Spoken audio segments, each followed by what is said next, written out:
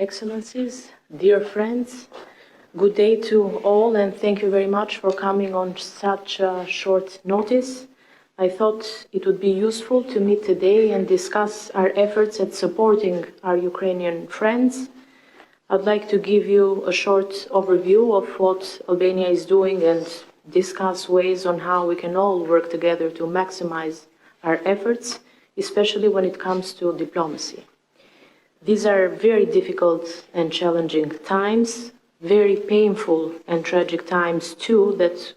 we hoped we would never see in the European continent.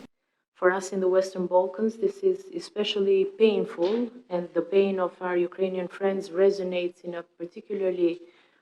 strong manner, because we still remember the terrible images from Bosnia-Herzegovina and from Kosovo, the last wars in Europe, as we thought.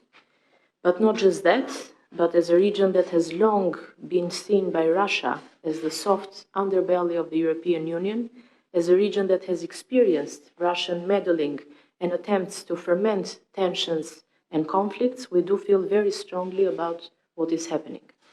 War has come to Europe. War has come to Europe on no provocation, for no rational reason. War has come because Russia, or rather its president and its leadership, in as much as its leadership can do anything without the president saying so,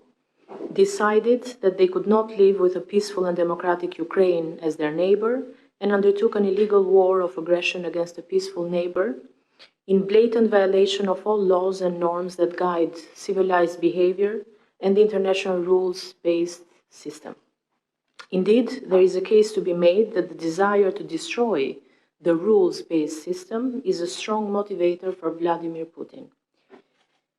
Russia chose to go to war, and I strongly believe that we all must do everything we can to make this terrible choice as costly for Russia as we can.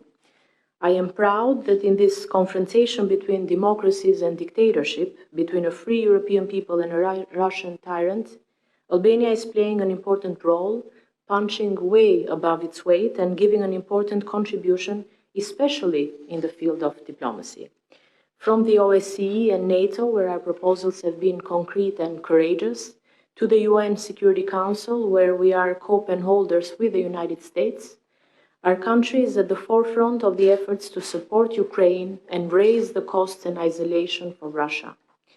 As you may have followed in the media at this moment in time, Albania has aligned itself fully with the European Union and is enacting in its territory the restrictive measures approved by the European Council against Russia for undermining or threatening the territorial integrity, sovereignty, and independence of Ukraine. We are currently completing the legal basis for the implementation of these measures, which will be passed at the Council of Ministers tomorrow. As you all know, there are two main categories of sanctions, economic and individual. We have approved sanctions relating to the freezing of assets of 654 individuals and 52 entities, individuals ranging from the President of Russia to the Minister of Foreign Affairs of Russia, to members of the National Security Council of the Russian Federation who supported the immediate recognition by Russia of the independent entities of Donetsk and Luhansk, members of the Russian State Duma who ratified the government decision of the Treaty of Friendship, Cooperation and Mutual Assistance between the Russian Federation and these two entities. In addition, a travel ban on entry into Albanian territory has been imposed for persons listed by the European Union, while in regards to our visa policy vis-à-vis Russia, we are considering the annulment of all arrangements on the movement of Russian diplomats, officials, and business people.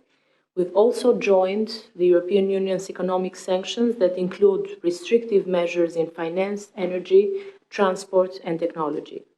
Yesterday, we also aligned ourselves and began enacting legislation to implement the Council decision on further restrictive measures related to finance and aviation. The restrictions include prohibition of any transactions with the Central Bank of Russia, as well as denial of permissions to land in, to take off from, or overfly EU territories to any aircrafts operated by Russian air carriers, including as a marketing carrier to any Russian-registered aircraft and to non-Russian registered aircrafts which are owned or chartered or otherwise controlled by a Russian legal or natural person. Furthermore, yesterday Albania joined the restrictive measures aimed at Belarus for its role in this war. Lastly, Albania will no longer participate in any sports activity facing the Russian Federation until the invasion of Ukraine is over. Where Albania's role has been particularly prominent in this joint effort is to support Ukraine in the Security Council, where we have just begun our 2-year mandate. As co-pen holders for Ukraine with the United States, we've joined forces with other like-minded countries to table and negotiate a draft resolution asking the Russian Federation to withdraw its armed forces from the territory of Ukraine and putting an end to the aggression against this country. Our joint efforts produced a positive result. The draft resolution initiated by the United States and Albania was co-sponsored by 81 countries or member states, thus consolidating a broad and unified front in support and in solidarity with Ukraine. Of course, Russia's veto blocked the adoption of the resolution in the Security Council, but as you all know, that was not the end of the road, and the resolution is being discussed with the whole world in the General Assembly, where we are optimistic that owing to the efforts of all of your countries and many more, this resolution will turn into an exercise demonstrating the commitment of the world to the UN Charter and to the basic principles of the rules-based system that we have agreed to respect, and demonstrating for all to see how isolated Russia is in this illegal act of aggression. I've also instructed all Albanian teams in the UN, in OSCE, Council of Europe, Human Rights Council, and any other international or regional forum to adopt the same proactive approach in support of Ukraine and in the denunciation of Russia. I believe that it must be made clear to the Russian Federation and its leadership that nothing will be as it was. No sector, no field of activity can be business as usual until this aggression stops and the Russian troops leave Ukraine. Albania is doing everything it can to the best of its abilities and capacities, and I know that your countries are doing too. The reason why I invited you here today is to explore what more we can do, how we can improve our cooperation even more so, and how we can create more synergies at any level as we address this crisis that does not simply threaten Ukraine, but threatens all of us. And on that note, I'd like to draw your attention to our region and the possibility of tensions here as well. For too long, we've been calling on our partners, especially the European Union, to be more strategic in their relations with the Western Balkans. Events in Ukraine are proof that our concerns are justified. This makes it very clear that the cost of isolation is far higher than the cost of integration. And I can only hope that in the aftermath of the invasion of Ukraine, something will change the dynamics of the relations between us, that there will be more focus and more urgency to move ahead with the integration process, and above all, to move ahead and meet ahead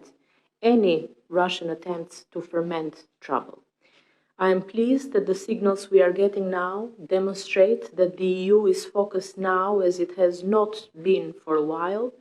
I'm pleased because I know that if the EU is united and committed, if it shows the same resolve as it is showing in support of Ukraine now, our region, the Western Balkans, will no longer be vulnerable to attempts to stir trouble and strife, and the security of Europe as a whole will benefit.